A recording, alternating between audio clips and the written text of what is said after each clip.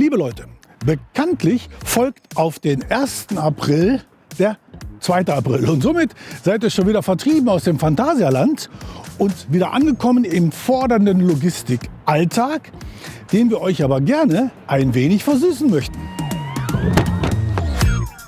Es gibt leider keinen Explorer oder Frequent Driver Status, obwohl ihr alle den Blue Elite Status verdient hättet.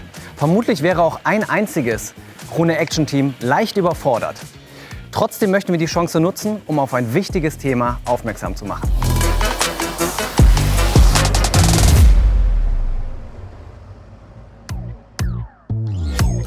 Daher an dieser Stelle ein erneuter Appell an die Politik, die Arbeitsbedingungen der Fahrerinnen und Fahrer zum Beispiel durch ein deutlich längeres Fahrerhaus zu verbessern. Guter Punkt, Harald, aber wir müssen weiterdenken. Nur im Zusammenhalt innerhalb der Branche, gemeinsam mit Politik und den Verbänden wie Profi, BGL, können wir das Image und auch die Wertschätzung gegenüber den Fahrer und Fahrerinnen stärken. Und insbesondere der Berufskraftfahrerinnen. Denn gerade für die dringend benötigten Frauen muss der Beruf deutlich sicherer und attraktiver gestaltet werden.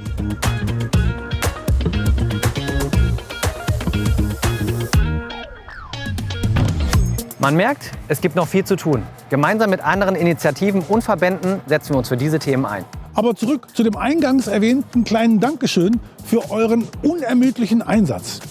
Wir haben daher folgende kleine Aktion für euch vorbereitet. Schaut dafür auf der Krone-Website vorbei. Den Link findet ihr in der Beschreibung. 50 von euch haben die Chance auf einen Krone- oder Wunschgutschein. Wir wünschen viel Glück und nochmals herzlichen Dank für euren tagtäglichen Einsatz.